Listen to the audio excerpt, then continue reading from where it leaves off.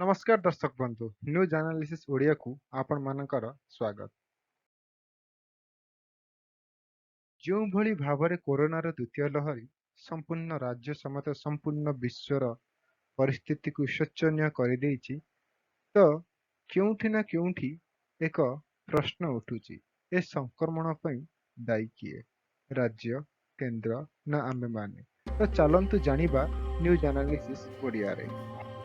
जानिबा पूर्वरु चलंतु जिबा चीनर वुहान सहर, ଯେଉଁଠି କୋରୋନା ତାର ପ୍ରଥମ କାୟ ବିସ୍ତାର କରିଥିଲା 31 ଡିସେମ୍ବର 2019ରେ। ହେଲେ ଚୀନର ରାଷ୍ଟ୍ରପତି ଜିନପିଙ୍ଗ ଏହାକୁ ବିଶ୍ୱ ସଂଘ ପାଖକୁ ଆଣିବାକୁ ଏଡ଼ାଇଥିଲେ। ଡବ୍ଲ୍ୟୁଏଚ୍ଓର ପ୍ରମୁଖ ଟ୍ରେଡର୍ସ ଆଧନାମ ଏହି ଭାଇରସକୁ ନିଜର ପ୍ରଥମ ମିଡିଆ କନଫରେନ୍ସ ମାଧ୍ୟମରେ ବିଶ୍ୱକୁ ଅବଗତ କରାଇଥିଲେ।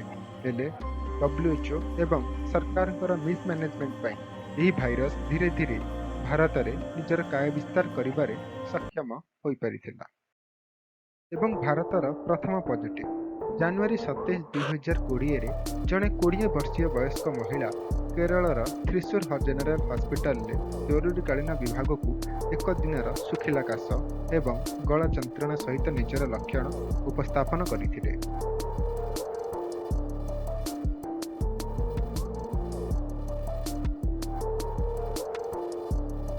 ଏବଂ 6 ମାର୍ଚ୍ଚ 2020ରେ ଜଣେ 31 ବର୍ଷୀୟ ବୟସ୍କ ବ୍ୟକ୍ତି ଇଟାଲୀରୁ ଫେରିଥିଲେ। ବିମାନ ବନ୍ଦରରେ ତାଙ୍କର ସ୍କ୍ରିନିଂ ପରେ ନୂଆଦିଲ୍ଲୀରେ ତାଙ୍କୁ ଏକ କ୍ୟାଣ୍ଟିନରେ ରଖାଯାଇଥିଲା, ଯେଉଁଥିରେ କି ତାଙ୍କର କୋଭିଡର କୌଣସି ବି ଲକ୍ଷଣ ଦେଖାଯାଇନଥିଲା।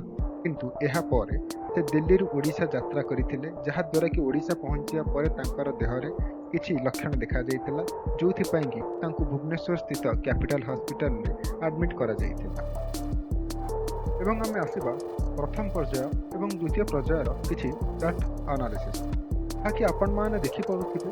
ପ୍ରଥମ ପର୍ଯ୍ୟାୟର ଜୁନରୁ ଦ୍ୱିତୀୟ ପର୍ଯ୍ୟାୟର ମାର୍ଚ୍ଚ ପର୍ଯ୍ୟନ୍ତ ସରକାର ଏହି ସଂକ୍ରମଣକୁ ରୋକିବାକୁ ଶତ ପ୍ରଚେଷ୍ଟା କରିଥିଲେ ଏବଂ ଲକଡାଉନ, ସଟଡାଉନ ଭଳି କିଛି ପଦକ୍ଷେପ ନେଇ ଏହି ସଂକ୍ରମଣକୁ ଗୋଟେ ପ୍ରକାରର ରୋକାଯାଇ ପାରିଥିଲା। ଏବଂ ଏହି ଚିତ୍ରରେ ଆପଣମାନେ ଦେଖିପାରୁଥିବେ 6 ଫେବୃଆରୀରୁ ନେଇ 27 ଏପ୍ରିଲ ପର୍ଯ୍ୟନ୍ତ ଏହି ସଂକ୍ରମଣ ବଢ଼ିବାରେ ଲାଗିଥିଲା ଏବଂ କୋରୋନା ନିଜର କାୟା ବିସ୍ତାର କରିବାରେ ଭାରତ ସମେତ ଓଡ଼ିଶାରେ ସଫଳ ହୋଇପାରିଥିଲା। ଏବଂ ଏତେ ଶୀଘ୍ର ଏହି ସଂକ୍ରମଣର ସ୍ପ୍ରେଡକୁ ରୋକିବା ପାଇଁ ମଧ୍ୟ କୌଣସି ପ୍ରକାରରେ ସରକାର ଲକଡାଉନ ଏବଂ ସଟଡାଉନ ଭଳି ନିୟମାବଳୀର ବ୍ୟବହାର କରିନଥିଲେ। ଏବଂ ବିଗତ ଦିନରେ ୟୁନିୟନ ହେଲ୍ଥ ମିନିଷ୍ଟର ଡକ୍ଟର ହର୍ଷବର୍ଦ୍ଧନଙ୍କୁ ଏକ ସାମ୍ବାଦିକ ସମ୍ମିଳନୀରେ ପ୍ରଶ୍ନ କରାଯାଇଥିଲା କି ସରକାର ଏହି ସଂକ୍ରମଣ ରୋକିବାକୁ ଅସଫଳ ହେଲେ କି?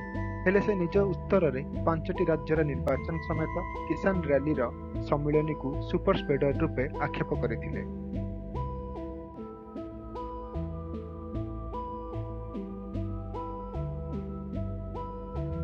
ହେଲେ ନିଜେ ଡକ୍ଟର ବର୍ଦ୍ଧନ ବେଙ୍ଗାଲ ଇଲେକ୍ସନରେ ମୋଦିଙ୍କର ଏକ ବିଶାଳ ର୍ୟାଲିକୁ ନିଜର ଟ୍ୱିଟର ମାଧ୍ୟମରେ ସମର୍ଥନ କରିଥିଲେ, ଯେଉଁ ସମୟରେ କି କୋରୋନାର ଦ୍ୱିତୀୟ ଲହରୀ ଧୀରେ ଧୀରେ ସମ୍ପୂର୍ଣ୍ଣ ଭାରତ ବର୍ଷରେ ବିସ୍ତାର ହେବାରେ ଲାଗିଥିଲା।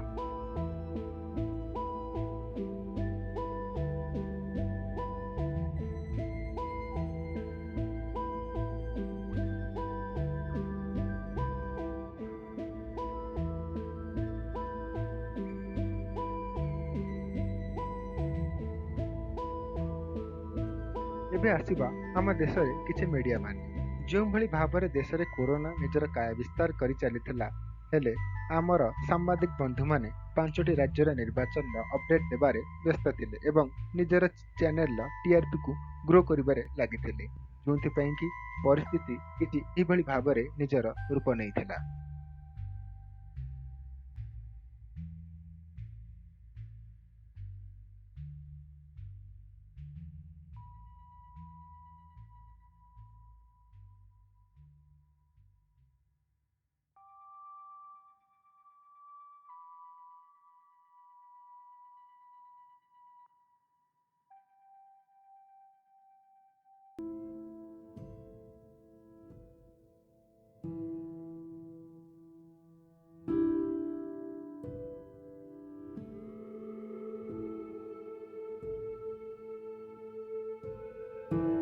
ନା ଥିଲା ଶବ ସତ୍କାର କରିବା ପାଇଁ ମଶାଣିରେ ଜାଗା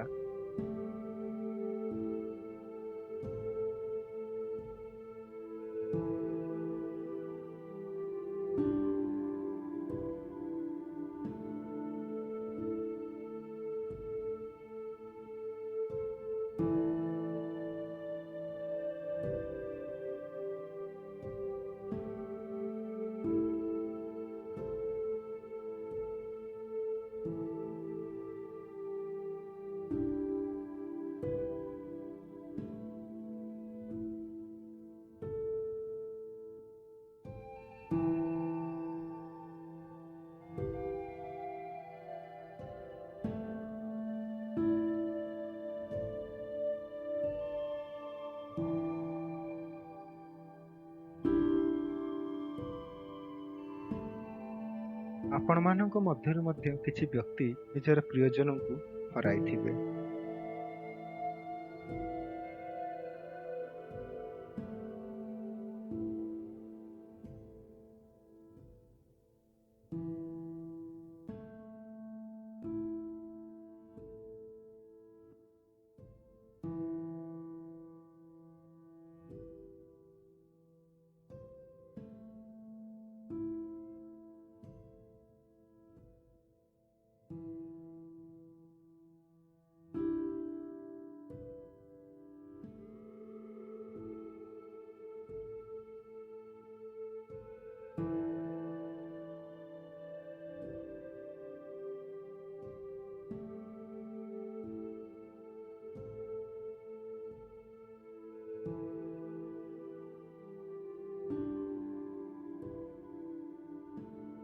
ଏବଂ ଡିସିସନ୍ ଆପଣମାନଙ୍କ ହାତରେ ଏହି ଦୃଶ୍ୟକୁ ଦେଖି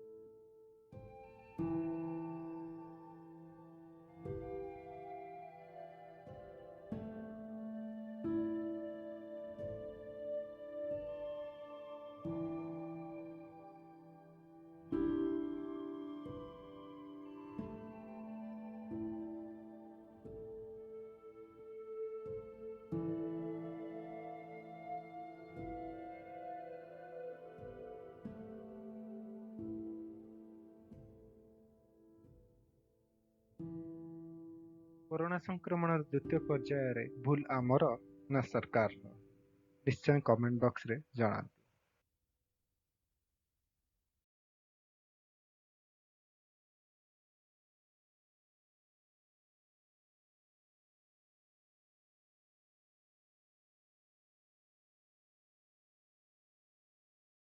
ଭିଡ଼ିଓଟି ଭଲ ଲାଗିଥିଲେ ସବସ୍କ୍ରାଇବ୍ କରନ୍ତୁ, ସେୟାର କରନ୍ତୁ ଏବଂ ଲାଇକ୍ କରନ୍ତୁ।